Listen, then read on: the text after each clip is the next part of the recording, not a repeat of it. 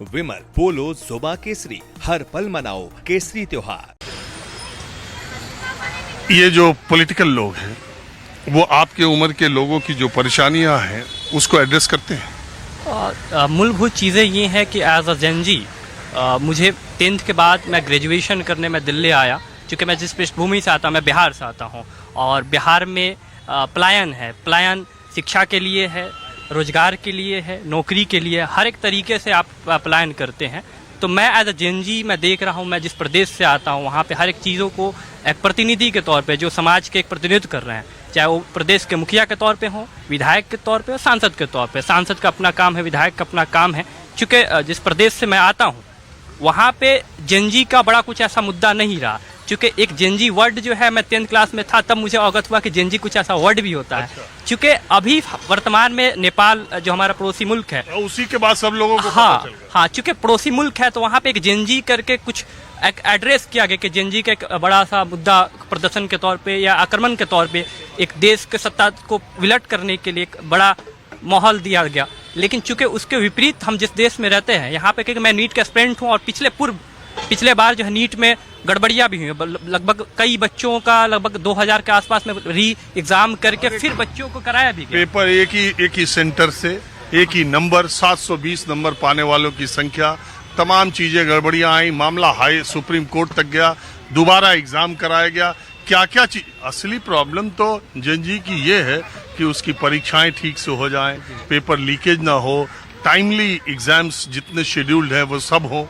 हाँ, क्योंकि आपने जो बात कही मूलभूत चीज़ें वही है कि मैं एज अ जेनजी, मैं क्योंकि पढ़ाई करने आया हूँ दिल्ली, तो मैंने ये महसूस किया कि एज अ नीट एस्पिरेंट, क्योंकि मैं नीट लीक होने के बाद तब विपक्ष के जो नेता हैं, हो सकता है कि मैं किसी खास नेता का नाम नहीं रखना चाहूँगा, एक प्रोपेगेंडा या एक सेटअप तैयार किया गया कि एक एडमिनिस्ट्रेशन सही तरीके से काम नहीं करे। उससे पूर्व, क्योंकि जब भी एग्जाम लीक होता है, पेपर लीक होता है, उसके बाद जो है पॉलिटिकल जो पार्टीज हैं इस पर अपना दयार मजबूत करते हैं। उससे पूर्व में कभी प्रयास नहीं करते हैं कि इस पर एडमिनिस्ट्रेशन में क्या लापरवाही बरती जा रही है या क्या समस्याओं से अवगत कराई जा रही है। क्योंकि जेनजी का आज हम चर्चा कर रहे हैं, तो इसलिए मूलभूत चीज़ें यही हैं कि हम जो है जिस पृष्ठभूमि से आते हैं उस पृष्ठभूमि का बड़ा बुनियाद ये चीज़ है कि हम जेनजी एज अ जेनजी, मुझे आपने कहा शिक्षा और इसके अतिरिक्त जो है पढ़ाई के लिए, कि हम पढ़ाई के लिए दिल्ली आए।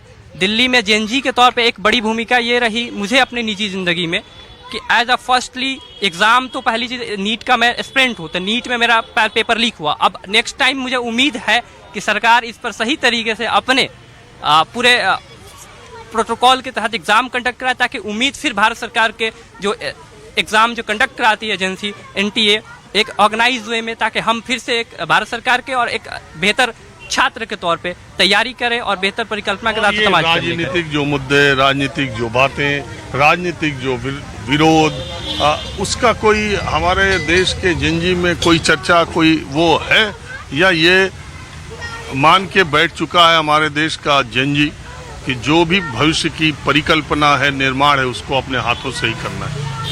ये तो बात है कि जितने भी जेनजीज हैं अभी, जो भी पॉलिटिकल एजेंडाज वगैरह चलती हैं ये हमारे हिंदुस्तान में, वो सारे चीज़ से अवेयर है because of Instagram, YouTube and Facebook. ये सारे ऐसी चीज़ें हैं जिससे आजकल के जेनजीज बहुत इन्फ्लुएंस हुए, बहुत ज़्यादा।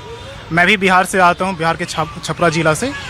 दोनों बिहार के आगे, चलो आगे बिहार की भी थोड़ी बात कर लेंगे। हाँ, तो मैं दिल्ली आने के बाद मैं आया 2022 में अपना ग्रेजुएशन करने, तो मैं यहाँ से अवगत हुआ कि जेनजी वर्ड भी कुछ होता है। उससे पहले मुझे नहीं पता था कि ये जेनजी भी कुछ होता है। अरे ये तो 10th में पता पा गया, आप तब पता पा गए। कितने लोग इस देश के 98% जनता, 99 को भी नेपाल के बाद पता चला। बट मैं उस टाइम उतना एक्टिव नहीं था उस सब चीज़ों में, लेकिन आफ्टर दैट मैं जब दिल्ली आया तो उसके बाद जब एक्टिव होना स्टार्ट किया इनमें, बाबू मैं ऐसे मतलब पर्टिकुलरली जैसे प्रैक्टिकल नॉलेज लेना स्टार्ट किया, सबसे मिलना स्टार्ट किया, नेटवर्क्स बनाना स्टार्ट किया, तब मुझे पता चला ये सब भी कुछ चीज़ें होती हैं। और उसके बाद से जितने भी पॉलिटिकल एजेंडाज हैं मुझे बहुत इंटरेस्ट आने लगा उन सब चीज़ों में। लाइक बहुत सारे हमारे लीडर्स हैं जो पढ़े लिखे हैं, अच्छा खासा उनके डिबेट्स होते हैं, उनसे भी बहुत लोग ये होते हैं हमारे क्या कहते हैं इन्फ्लुएंस हो जाते हैं। तो आजकल ये जेनजीज के वो रेशनल होते हैं, वो तर्क करना जानते हैं सबसे, अगर कुछ गलत होता है वो तर्क करते हैं, सवाल उठाना भी जानते हैं। हाँ, सवाल उठाना भी जानते हैं। और वो क्या बोलते हैं उन्हें, थोड़ा और पॉलिटिकल जो एजेंडाज हैं उन सबको एक्टिव रहने के लिए हमारे जो आजकल के मोबाइल हैं, हमारे 5G 4G मोबाइल्स हैं, वो बहुत मदद करते हैं हमें ये सब चीज़ों में एक्टिव रोल प्ले करने के लिए। बिहार के बारे में कुछ बताओगे?